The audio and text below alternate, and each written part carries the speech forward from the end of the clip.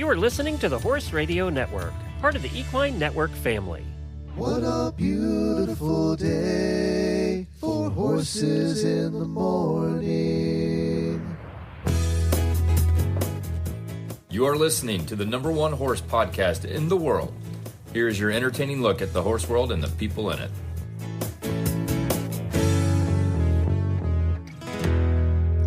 Well, good Monday morning, everybody. I am Glenn the Geek in Ocala, Florida. And I'm Jamie Jennings in Norman, Oklahoma. You're listening to Horses in the Morning on the Horse Radio Network for Monday, June 30th, episode 3722, brought to you today by WERM Flooring. Good morning, horse people. And they're off. From between horses, Din's Dancer. There goes the roan filly, Winning Colors, grabbing the lead right from the start. Carrie Stevens sends her to the front, and she responds, taking command by a length on the far outside. Pat Day has 49er in second. Din's Dancer is next at the rail. It's seeking the gold fourth. Then a bit of a bobbling between Sea Trek and on the outside, Purdue King. They're in tight quarters as they go to the first turn. Chris Antley looking for a bit of racing luck around the first turn. He's 5 wide with the favorite, Private Terms. Now back to the front end, and it's the filly, Winning Colors, showing the way by 3. 49er content to sit second by a half length. Seeking the Gold is third by 1. Then Din's Dancer is fourth by a head. Sea Trek on the outside fifth. Proper Reality, the winner of the Arkansas Derby, is along the inside and moving up steadily. Then comes Purdue King. Then comes Private Terms toward the inside. Regal Classic is next, followed by Jim's Orbit. After that, it's Brian's Time, King Post on the far outside, then Risen Star, then Granacus, followed by Intensive Command. Cephas is second last, and the trailer is Lively One with Bill Shoemaker. They go to the far turn, and it's still Winning Colors showing the way after the half in 46 and 4, and 3/4 went 1:11 and 2, and no one has challenged her yet.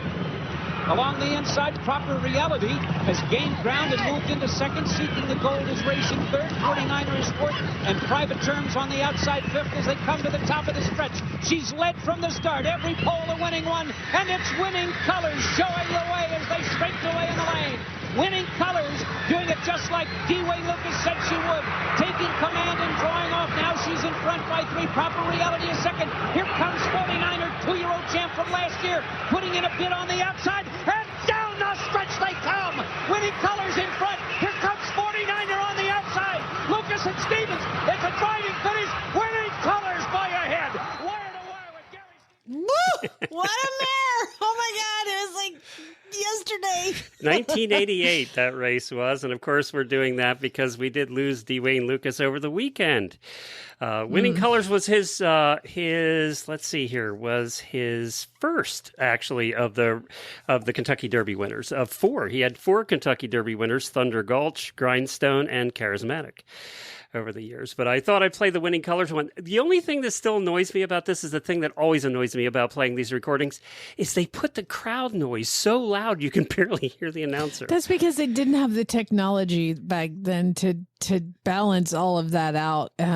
But man, yeah, I was in 4th grade when she won. Really? Yes. And that's how ingrained into racehorses I was, that I remember where I was and how old I was when she won. Anyway, I just aged funny. myself. That's the year Jennifer and I got married. So, oh my God, you're so old. That's the age difference right there. Man, but to honor a legend, holy cow, we're gonna do something pretty cool here in a minute. But I just want to say, like, Dwayne Lucas, man, that guy lived like he wanted to live, and he finished his life the way he wanted to finish his life. Like, I was thinking back to like the Belmont when he just this year, riding horses down to the track and every day. I mean, every day that man hopped on a horse and went down and did what he loved and provided a great life by being really good at what he loved, and provided a great life for himself and his family and grandkids and great grandkids. And then when it was, when he came up with the infection, he was like, no, I'm not going to get treatment. And he just and he went out the way he wanted to go out. And to me, I was like, that is such a beautiful way, like no suffer. It just, I don't know, you guys, if you know any of my history, what a gift to be able to live your life like he did and come to the conclusion of your life like he did. What an amazing career he had with thoroughbreds. So you want to go through some of the numbers? Yeah, 30,000 starts, 4,953 thoroughbred racing victories, and $300 million in career earnings. Now, mind you, he was also a quarter horse trainer before this, so this is just thoroughbreds. Right. Which I didn't know about the quarter horse thing, but apparently he did quite well there too. So he lived here in Oklahoma. He's a legend in Oklahoma. Oh yeah. I didn't realize that. He had 7. My father-in-law, he used to live near our neighborhood. Really? Yeah. He had 4 winners in the Kentucky Derby, 7 Preakness Stakes wins, and 4 Belmont Stakes wins. Also, in Breeders' Cup, he had a record 20 wins. He was tied for leader in Breeders' Cup wins, including 6 in the juvenile fillies and 5 in the juvenile. He trained 26 Eclipse Award winners, including 3 Horse of the Year winners, Lady's Secret, Criminal Type, and Charismatic. I always played the Charismatic race, but this one was the first one, so I thought I'd play that, and the filly, too. He was inducted in the Thoroughbred Hall of Fame in 1999, and in 2024, at age 88, he became the oldest trainer to win the Triple Crown race, winning the Preakness Stakes with Seize the Grey. So, to win a Triple Crown race. So, there you go. All the way to the end, he was breaking records. Do you remember all of the rule violations and suspensions that he's had? No, actually. I don't. Yeah, exactly. I had a chance to catch up this morning. Unfortunately, he couldn't make it now because he was busy. So the first thing this morning, I think we were both half awake. I got caught up with our friend and ex-jockey Frankie Lovato, who rode for Dwayne Lukas a bunch back in the day when they were both younger. And I got him on the phone to talk about Dwayne. You want to hear that? Oh, my God, yes. Okay. Well, we have a very special guest today to talk about Dwayne Lukas, and that's Frankie Lovato of the Equicizer fame and also a, 5,000 race winner as a jockey. So, Frankie, you rode with Dwayne? For Dwayne? Yes. Back in the 80s when he started to build his stable up from California and headed east to New York. That's where I was stationed, and I was, I was lucky enough to ride several. I mean, a bunch of horses, won some big races for him when he got to the New York circuit. So, he was quite the showman. The man could talk like as you've seen him. He should have had over his all own these podcast. years. In other words, Frankie. Yeah, he rolled off his tongue. He really could charm, and was very good at it. And he was great I think he was great for racing because he was so good at on media, all sorts of media and television. And along with that, he brought new people into the game. His barn was constantly immaculate. It was just perfect. And he would, when he would ship into a racetrack, they'd have landscapers. They'd have, aside from the barn help themselves, like the shed row, which we call the walk area that's in front of the stalls. Everything was just perfection. And that's what, basically that was his thing. Was he really tough as a boss? He was tough. I got fired a million times, but I got hired a million times. That's yeah. He didn't like losing. Yeah. He didn't like losing, and the jockey was the first thing to go. So, but he'd rehire me, and there was one point where I was like his go-to man for. So like when you have your, let's say we're racing at Belmont Park, and that's where he'd be stabled. There'd be a lot of times where there'd be some of these smaller stakes races that'll be, let's say, West Virginia or Chicago or Kentucky, with all these states that are in perimeter of New York. And he would send horses there to try to get them stakes winners or stakes placed. And I was his man to do that. Like he could count on me as being a New York rider. He could send me to these smaller tracks and try to get the job done. Go ahead. Well, he was known even up till till he's 89, right? About riding a horse while doing morning trainings. He was on a horse, right? Was he always that way? Did he always do that? Yeah, that's one thing I really admired also about him is when he was at wherever he was stabled, and he sometimes had several stables going on with great assistants that were underneath him running his stables. But when he would come in, he was there early in the morning. It's still dark out, and he was on his pony. So you have to admire that, that dedication quite a bit, especially when you don't have to do it anymore, and he's like climbing into his 80s and 90, and he's still doing it. I know I'm not that tough, but yeah. I hope we can still be climbing on a horse at 89, right? I mean, yeah. I have no desire climbing. Right. Yeah. There you go. I think I'll stay on an equisizer. It's more my speed. Now, I've seen a ton of articles this morning, obviously, and a bunch of them calling him the greatest thoroughbred trainer of all time. What do you think? I've got to ride for some great trainers. I mean, Steve Asmussen is one that I got to work with very closely, and also very it's not an easy job. But yeah, Wayne he was the full package, as far as from A to Z, from horsemanship to showmanship. But there's a lot of great horsemen that are out there that I don't want to say that he's great. I got to ride for a lot of them. Some of them old timers, back in the day when I was a kid, they were already training for 50 years. That like you can talk about guys like Alan Jerkins or Woody Stevens. I got to ride for those guys too, and so I it's hard for me. It's like choosing your favorite kid kind of thing. There's some great horsemen out there, but he definitely was the full package. Was there one trainer that stood out to you? Was there one that when they called you went, okay, I love working for this guy. He just was that one, personality wise and otherwise. What as far as Wayne Lukas was concerned? No, I meant any trainer. Any trainer? Well, Rebecca Maker she's not training anymore. She trains off, rehabilitates racehorses. She's in Versailles, Kentucky. She was a great horseman. Michael Stidham, Mike Hushin, that was based in New York, I was very close with. Some of these guys they're not as well known. And of course, I mentioned Steve Asmussen.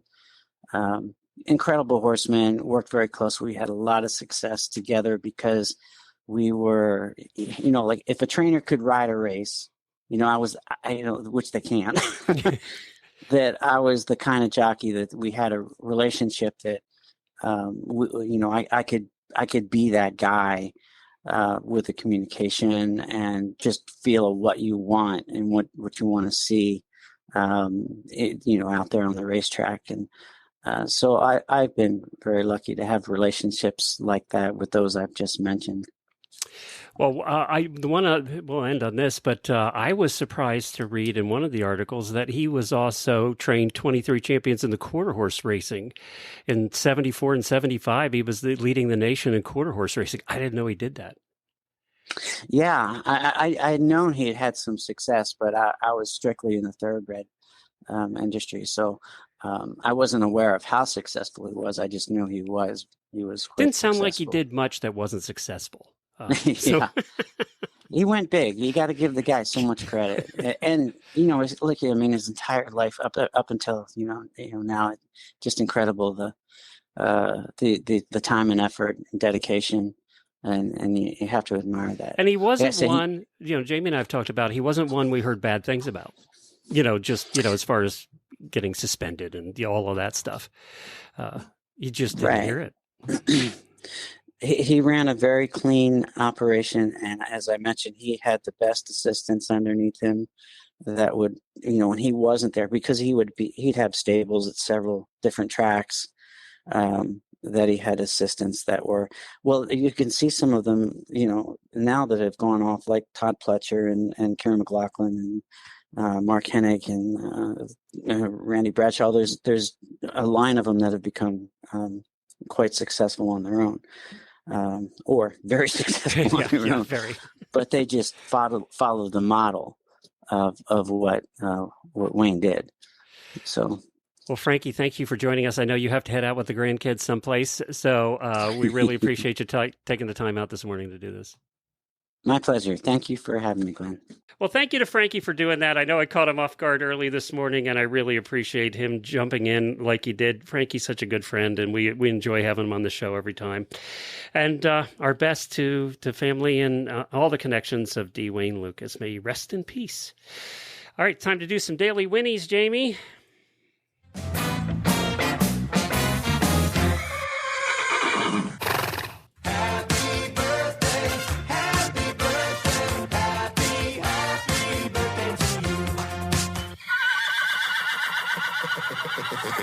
Well, we do have a couple of auditor birthdays today, Margaret Dwyer and Allison Renborg. Allison is also the host of the Equine Affair episode, so happy birthday to both of you.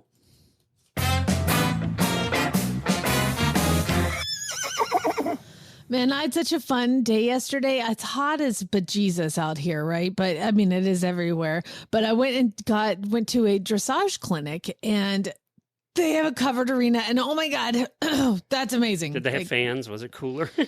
It was so nice in there. I'm like, this is the way to live. Someday, my next life, I'm going to come back and have this beautiful covered arena. Anyway, the point is, I had a great time, and I wanted to give a daily Whinnie to all the auditors that were there. It was fantastic. Really? Yeah. So, yes. So the clinic was with a woman named Sherry Guess, and she her dressage kind of expertise is using kind of your body to properly get the most out of what you want with your horse, and I always stop and she asks, kind of where you are and what your goals. And I was like, I have a goal. I would like to canter, make our canter transitions better. He's young. He's still unbalanced. He's blah, blah, blah. And I said all these things, and I was like, and she's like, well, that sounds normal. And I was like, and if he could maybe not try to buck me off. Like when I asked for canter, like just simple things like that.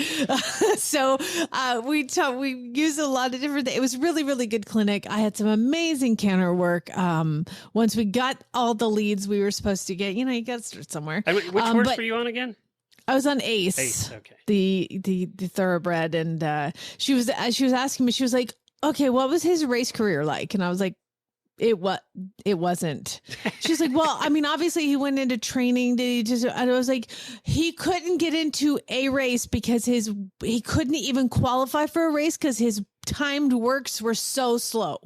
I was like, I paid $1,500 for this horse as a 3-year-old. So they had bought him for quite a bit more, not too long before that. So it's pretty crazy. They tried.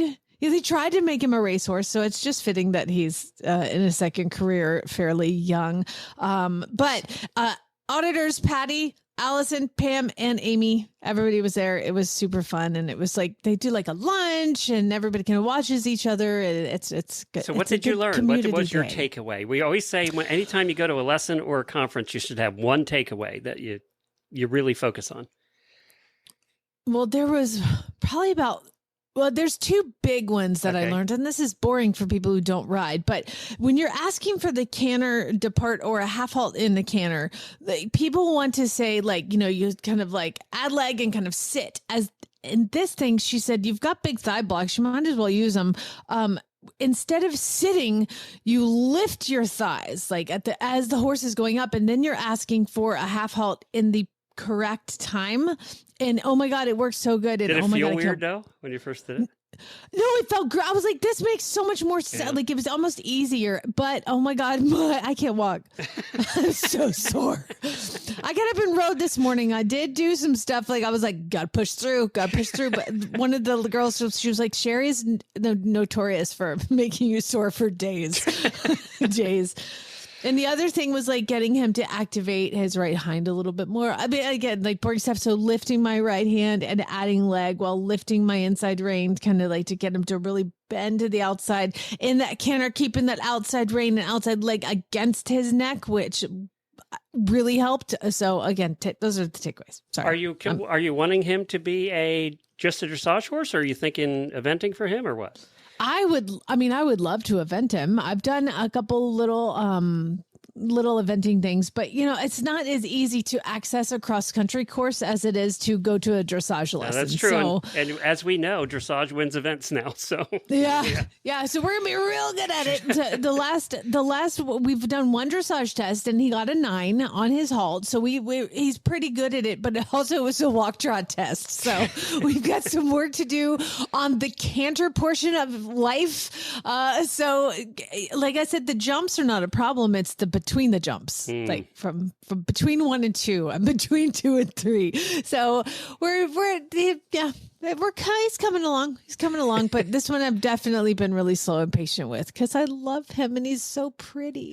He is pretty. You guys look good up there together. And also, can we give a shout out to our auditor too? Because you were wearing all of her clothes and you looked great. My God. Yeah. So May Babes Equestrian used to be May Babes. Now she changed it to And Horses. So andhorses.com is the place. And the pants, I'm wearing them right now, actually. They are like some slip-ons and they were really affordable. And so I bought 2 pair. And then she had this shirt that was on clearance. It's like black pinstripe. You guys, there's some left. Go on there. And everything was very, very affordable. And I went to this place and people were like, dang, look at you. And I was like, yeah, I'm a pretty fancy dressage lady. Thank you very much. And I'm kind of a big deal. And two of the auditors, I think it was Allison and Amy, both were like, we have those pants too. This is not a paid commercial, but she started this company basically with the help of auditors years ago, helping her test products and stuff. We chronicled her journey from kind of just getting a patent to designing things and developing. So I feel very invested in this company because just and hoping for the success of it, because she came on like once a month and talked about the trouble and the difficulties and the successes of starting your designing your own clothes and finding the right people to make them and all that. So anyway, I love it. I love Emily and all the stuff that she's done. So check it out, andhorses.com. The green little stretchy pants and then the little black pinstripe shirt I was wearing, and I look so fancy. Well, we do have some equestrian first world problems come up. I have some equestrian news for you as well coming up. So we'll get to all of that in the Auditor Post Show. We haven't done any fun or funny or, oh my God, lottery stories lately. We used to do that all the time, remember? And then we used to dream about what we were going to buy with our lottery winnings. Well, the fact is, arena. We're still here, so we haven't won the lottery yet. But we're going to do that in the Auditor Post Show, so hang on for that. I got some fun ones for you that have happened this year. WERM flooring now does your trailer roof. Leaky roofs are a very common problem in horse trailers and RVs. WERM flooring's revolutionary silicone-based coating creates a barrier against heat and wet. We had one of our auditors on last week talking about getting both of her trailers done, floor and roof. So it stops leaks before they start, and she did say, we say it reflects back nearly 90% of the UV rays, keeping your trailer cooler. She said it definitely does that. She said she's put the thermometer in there and tested both. You weren't here last week when she was on, but she's tested both, and it's cooler with the. I hope that when they get it done, that they mention that they heard about it from us, because she said she did, so that's good. Yay. And by the way, that's true of anything you do. If you place an order for one of our sponsors online, please put in the comments that you heard about it on our show. That does help us. That goes a long way. And try the coupon code HRN. Sometimes it works. Yeah. It surprises me sometimes. I'm like, oh. Yeah, if there's a company with a coupon code, it's always HRN. So check it out. Find out if there's a WERM flooring dealer near you. Go to wormflooring.com. That's WERM flooring.com. Okay, so we're going to go now to my random news from the horse world. And Crosby Ray Vaughan. Hold on. We need some sort of sounder. And now it's time for random news of the horse world. Oh, good. I'll cut that out and we'll use it in the future. No, I'll just do it every time. It's fine. Right. Crosby Ray Vaughan. Who is Crosby Ray Vaughan, you ask? Well, it's a 3-year-old mare. Why? The guitarist. Yeah. Oh, why are Stevie we? Ray Vaughan. Guess what kind of mare it is when I'm saying the name is Crosby Ray Vaughan and the father's name is Stevie Ray Vaughan? Oh, it's got to be a quarter horse. 3-year-old mare just set a record and sold at an auction for $1.7 million at the Old West Roping Futurity Sale, setting a record for the highest selling Western performance horse at a public auction. Oh my It's 3. 1.7 million. A blue roan filly was bred for team roping. Team roping is the in thing right now. And the father, Stevie Ray Vaughan, is the National Cutting Horse Association Futurity Champion. He's a guitarist. Yes, he's the guitarist. That's right. So it does sound that way. And he earned $421,000 in his career, but his offspring have won $18 million in prize money, which is why this one at 3 sold for $1.7 million. Where was this sale?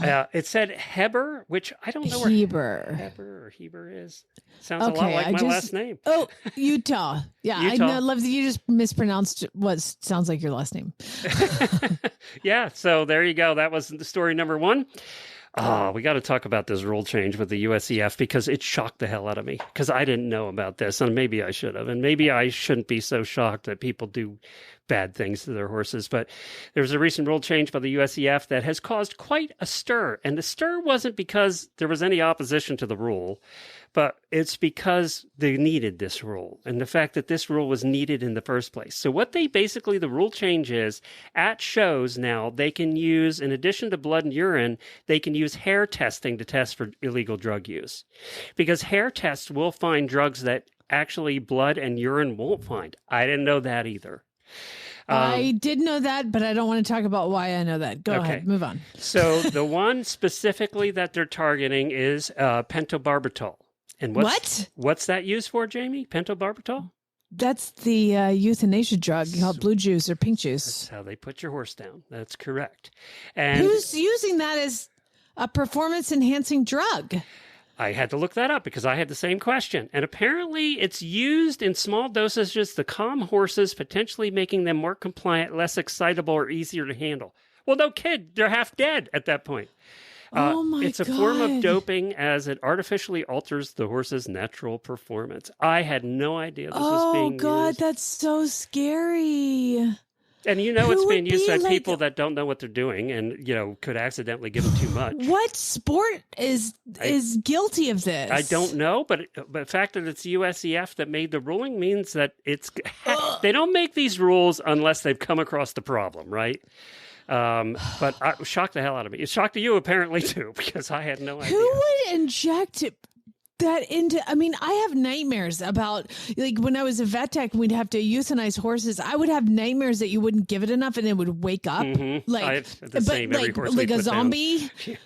So, Jamie, I want to know who the first person was that said, "Oh, they use pentobarbital to euthanize horses. If I only gave them a little bit, what would happen?" Who was the first guy to do that?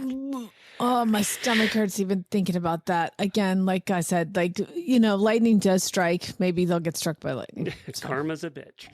Yeah. On a happier news story, Give me something good, for God's sake.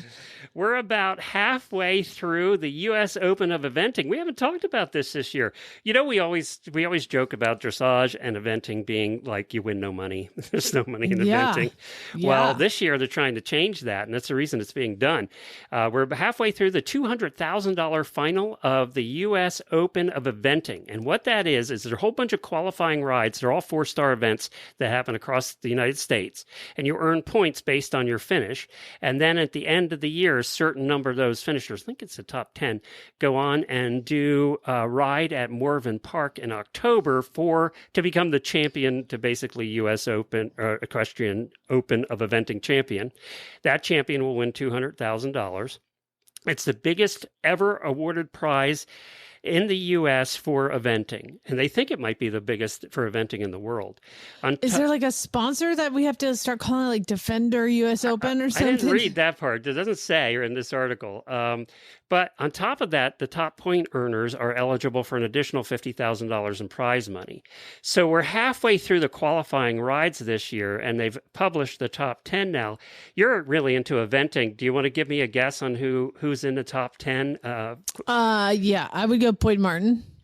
Boyd Martin is number 5, believe it or not. Number 5? Yeah. How about? Because remember, it only counts the 4-star rides that are qualifiers in the United States. Oh, 4 stars. Yeah. Not 5 stars? Well, that seems not fair. Dumb it down, people. I think it's 4 stars and up. So, what about James Alliston? James Alliston is number 4. You're doing good here. Ooh. Think obvious, like really obvious. Will Coleman. Will Coleman is not in the top 10. What is happening? Philip Dutton. Philip Dutton. Number 1, Philip Okay. Dutton sitting in the lead. He's done quite well at events over the years. So yep, That was he's a in the gimme. lead. Now, there's somebody who's been winning a whole lot, and I hate to say her last name because I'm going to butcher it, but Caroline Pamuk. I know exactly. Yes, I knew you were talking about her when you said it. She's number 3. Oh, look at it's that. Pamuco. Is it Pamuco? Kamuku? No, I don't know. We'll have to call Sally. And Tick Maynard. Nope. Oh my gosh. Oh, no Tick Maynard. Tammy Smith. You would think that Tammy Smith also would be on that list, but she is not. All right, I'm done. All right. Philip Dutton, number 1. Jessica Phoenix is sitting in number 2. Oh, I was only thinking American. Yeah, She's a Canadian, but they- I mean, but U.S. she- Open. Yeah, she did. And tennis. I know, they but can- apparently if they ride in the qualifying events, they count. Well, I mean, cool. like in U.S. Open for tennis, they get other people from other countries. Oh, that's compete, true. so Yeah, makes you're right. sense. And golf, right? So, Yep.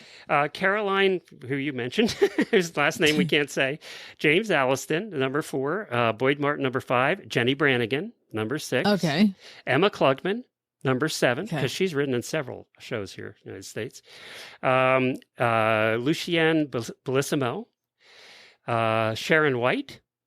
God, Sharon White's been around for a long time. Yeah. Doing this. Tied for number 10 is Mia Farley and Tammy Greengard. So they're all sitting in the top 10 right now. Look at Jessica Phoenix. Kind of surprised me that she's done pretty well at some shows here, though. That's amazing. And I Yeah. wonder if Tammy Greengard is sponsored by Greengard Muzzles. Wouldn't that be funny? Not she should be. Go. You need to go out and make that happen. I know, right? I'm a genius. Your horse's behavior is a form of communication. If you're dealing with unwanted behavior like bucking, girthiness, and overall poor attitude under saddle, it might be a training issue. It could be a saddle fit issue also. Saddle Fit for Life has worked with over 300,000 horses and has developed a proven approach to saddle fit that addresses both horse and rider comfort. They're offering a 7-day free trial of their comprehensive course designed to help you identify and solve saddle fit problems. Don't miss this opportunity to improve your horse's well-being. Click on the link in the show notes to start your 7-day free trial with Saddle Fit for Life today. We do it once a month now. What do? This.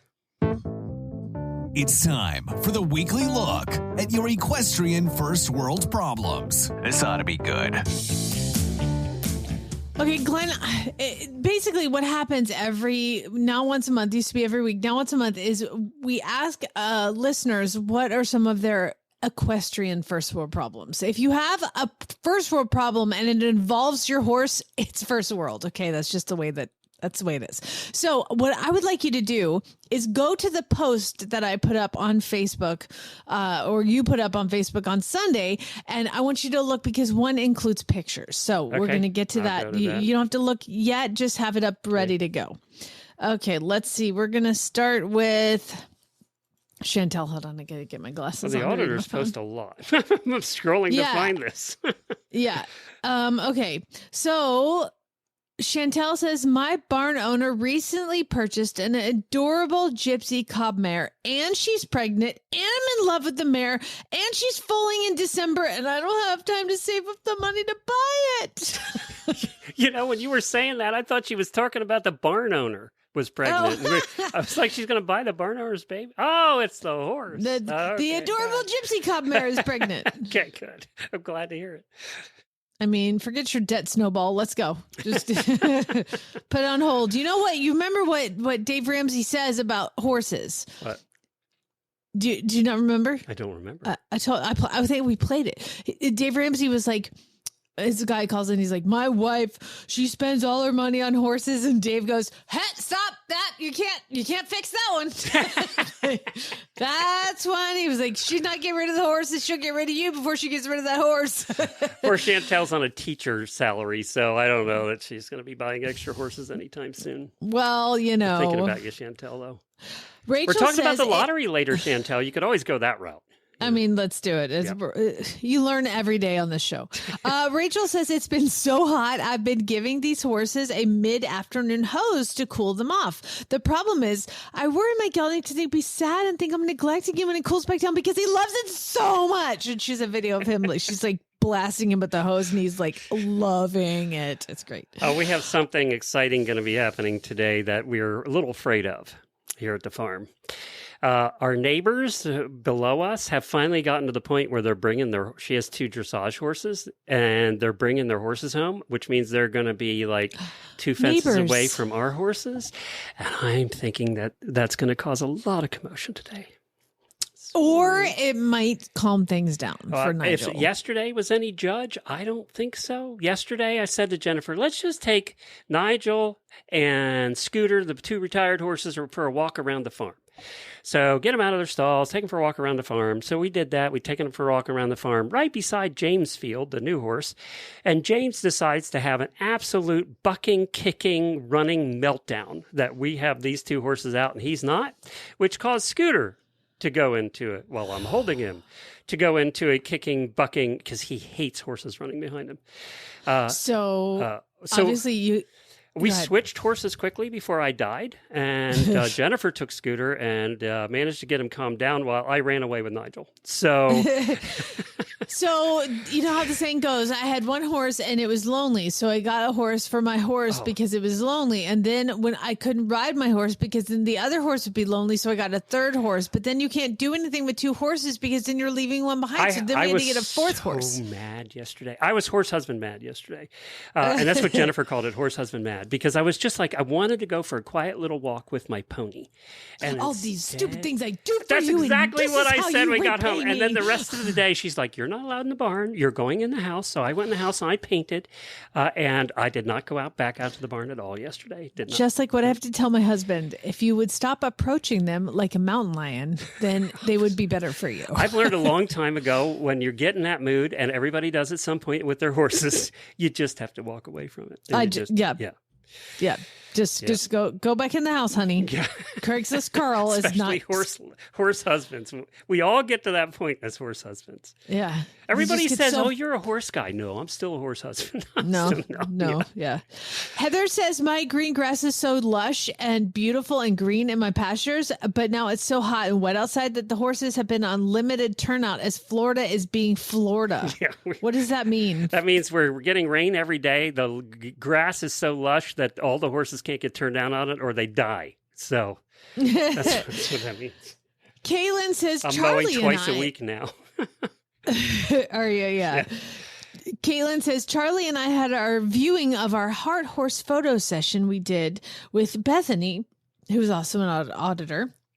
Now, for those who don't remember, their heart horse is Taco Tuesday. And she said it was way too hard to limit my choices of photographs. I saw when she posted about that. And how cool is it that we had 2 auditors get together to do that? That was cool. With Taco Tuesday, like, oh my God, my heart just sings every time I see pictures of them together. Funny how the world comes around in circles. I know. I know. It's so cool. Kayla says, my horse, he doesn't like normal treats like apples, mints, watermelons, carrots, or strawberries. So I have to buy the stupid expensive treats. Oh my God. Just last week when I was at Monty's, Shy Boy doesn't like anything except for this one particular German horse treat. Of course. Muffin. And Debbie's like, I have to buy German horse treats. It's the only thing I know which one he likes too. I know what those are exactly. Yes. Yeah, Shy Boy's 33 and Shy Boy gets what Shy Boy wants. Is he 33 now? Yes. Isn't that amazing? Like, and Mustangs don't live that long. No. Like, it's incredible. So testament to the care and love that he's gotten for sure. But yeah, and so she's having to buy these like the squishy so he doesn't have to like break him down with his 33-year-old teeth. And that's like apparently the only treat he'll eat. So yeah, even Monty Roberts has a horse that's a diva. Betty says, and to me, I read this and I was like, oh my gosh. And then I was like, oh God, she's such a horse chick. Betty Faye, I was unexpectedly briefly hospitalized and I had to scratch the biggest clinic of the year both the next weekend with both days of competition because I wasn't 100% and it was 100 degrees and my horse is ready to go and I'm not. It's always one or the other, isn't it? You take a moment to like, oh my God, I'm in the hospital. I can't go to the show. It's always the horse that's injured or you're injured. Somebody's injured every time. Yeah, exactly. Cheryl says, I bought all matching orange fly boots for the horse, and now they all look... Can we go back to that quick? And go ahead. The horse husband speaking here again. And it's usually not refundable. So there. No, yeah. Of course not. Never. Cheryl says, I bought all matching orange fly boots for the herd, and they all look so cute out there. And now we're heading off to an equestrian safari, and it would be so much easier for my aunt to tell the horses apart if they had different color boots. It's all right. They'll take them all off and they'll be in the field anyway. I need to send you a picture of the fly mask purchases that I made for this year. They're all the same. It was like chick saddlery or something. They had these color ones. I got everybody a different color. So like Miles is in a purple one. Ace is in a pink one. Maverick's in a teal one. Carl is in a gray one. Like, it's hilarious. And Duke is in a red one. So all the horse, now I'm like, I know which one of you dropped your fly mask in the water trough. No. Color identified. Cheryl, by the way, you're going on the Equestrian Safari. You have to come on after and tell us about it. Yes, for cool. real. I want to hear about it. Kim says, I had summer tea with non-horsey friends on Sunday after I rode. Do you know how hard it is to change at the barn and put on shapewear after you've been wearing sweaty breeches? That's awful when you have to change when you're sweaty and stinky and you have to go someplace. And you're trying to pull on like leggings and you're already sweaty. You take your shirt off and you can't get your shirt off because it's stuck to you. Yeah. And then you try to pull something else. No. But also, I wouldn't wear shapewear. I'm throwing on PJ pants after I pull my breeches off. Like, it's a part of the day. You can't wear PJ pants to a summer tea. It's tea. Well, you it's can. Like tea with the queen, little finger sandwiches and tea. You can't wear it. You got to dress up for those. Robin says, one of my school horses... Have you ever been to a tea? No. Nobody's ever really invited me anywhere fancy. Because I'd wear pajama pants. I don't see them having a lot of English teas in Oklahoma either. I mean, there could be. Who knows? Robin says, one of my school horses is apparently, quote, too trained, according to the beginning lesson instructor. What? Okay, I'm going to tell you what she means by that. Yeah, explain it. So I had Chili. And Chili, when I had my riding school in Phoenix, I had Chili, and Chili was a horse. It did not matter what you did on him. I could tell Chili, I was a Chili, I need you to go and trot an entire lap around the arena and come back and stop at me. And he'd be like, okay. And he would just struggle. It didn't matter what the kids did. However, you can't do that on Duke because Duke was too trained. If you flop around at him and you accidentally squeeze him, he's going to go. And if you accidentally pull, he's going to stop. And if you accidentally use too much right leg, he's going to shoot to the left. So that just, it's a compliment. And just use Joey. That was one of those. It's kind of like having a nose to tail trail ride horse. They're going to do it their way and get you home safely. Yeah, yes. But Duke was like, he was my intermediate horse because like that's when you had to have some self-control. So that's what that means. Coolest clinic on gentling wild Mustangs this weekend. I even got to sleep in Lexington, Kentucky, but I didn't get to do anything horsey there. Ursina said, I need new stirrups for my one saddle. The current ones hurt bad. So the thing is, I have 7 saddles and only 2 sets of comfortable stirrups and 3 sound horses who all need different saddles. Well, it just seems like shopping is on your agenda for today. There's a first world problem. That's 7 totally. Saddles. 7 saddles, 3 sound horses. If she says she has 3 sound horses, how many unsound horses does she have? Oh, Never mind. good question. I don't want to know. See, that was observant on you. That's like asking a lady how much she weighs. Like, you just don't say that. Like that one time I accidentally asked that Western dude how many acres he had. Oh, his God. farm. He was so pissed. Yeah. Well, just like the other day when I asked that lady how many Andalusians she had, I know, and I was like, "Oh, that was rude," and she's like, 16. I was like, "Oh God." I didn't expect. I was expecting 3, 2 to 3 when she answered. 16 high school trained Andalusians. I was like, "Oh my God." That was last Wednesday, you guys, if you want to know. Jenna says, I'm back. She was a great guest. Yeah, she's great. I want to go hang out with her. I want her to be my best friend. 16. Jenna says, I'm backing my 3-year-old, and she's being so good. Yay. But now 3 of my 4 horses are rideable, and I'm so tired. I always, when I go to the barn, I ride the horses who need it the most first. I don't ride the fun one first. I ride and maybe the one that needs it the most is the fun one. But I always start with who needs it the most. And the 3-year-old is going to need the most consistency. So sorry. You're going to have to leave the fun one for the end. Heather says, my young horse is leaving this week for saddle boot camp, and I'm super excited to get to ride her soon, but I'm not going to get to see her every day. Saddle boot camp sounds like your saddle's going to boot camp. I know what you mean. Your horse is going to boot camp. She's going to learn how to carry a saddle. Gwen says, Banjo and I went to a cross-country equestrian association event this weekend. It was my first time ever running cross-country, and I was so scared. But as soon as it was over, I emailed them to ask, when is the next one? Because I want to do it all the time. I need more. She's addicted. That's how it starts, man. That's the problem with Pretty eventing. paint too. Banjo's such a cool-looking horse.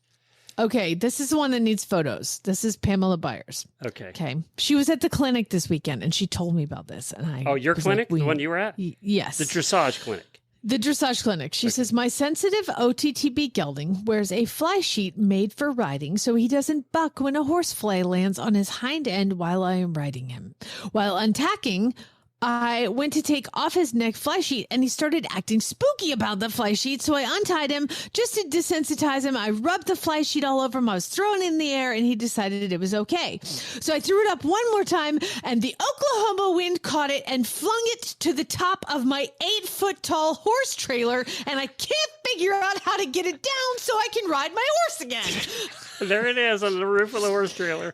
It's so funny. And it's like bright fluorescent orange. It's probably wrapped around one of those vents. Like she would be safe to ride on the road with this particular outfit on, I think, because it is very neon. I think it's time to just buy a new one and just let it come off when you're driving down the road. Hit the hose and try and hose it off. Oh, I love that she was so thoughtful to take pictures. I mean, she didn't wear that during the clinic, did she? She did not. Okay. No, she did not. I thought maybe that's where this was going. She wore it during the clinic. No, but maybe she did. Well, I mean, she couldn't because it was on top of her trailer. So that's if you want to participate in equestrian first world problems, you need to become an auditor. Glenn, how do they do that? Just go to horseradionetwork.com, scroll to the middle of the page, click on the auditor banner, and for as little as a contribution of $3 a month, you too can join the auditor group. And we really do thank everybody who's an auditor. And speaking of auditors, hang on, we got some fun lottery stories for you. We used to do these all the time because we like to dream about winning it someday. I like the weird news story lottery stories. That's kind of taken over. Yes, it has. Maybe These aren't close to weird. These aren't as close to weird news stories, but they're fun lottery stories. So anyway, we'll do those in the post show. Thank you everybody for joining us. We'll be back here Wednesday and Friday. Tomorrow, we have the American Horse Council here with their show. They have important updates also on the government selling all that government land, which includes riding land. So they're going to have an update on that. And then also, Mary Kitzmiller will be back on Thursday with Jennifer to give you a brand new episode of that as well. Get your weird news in for Wednesday to Weird News at horseradionetwork.com. See you, everybody. Bye, Spay Neuter Geld.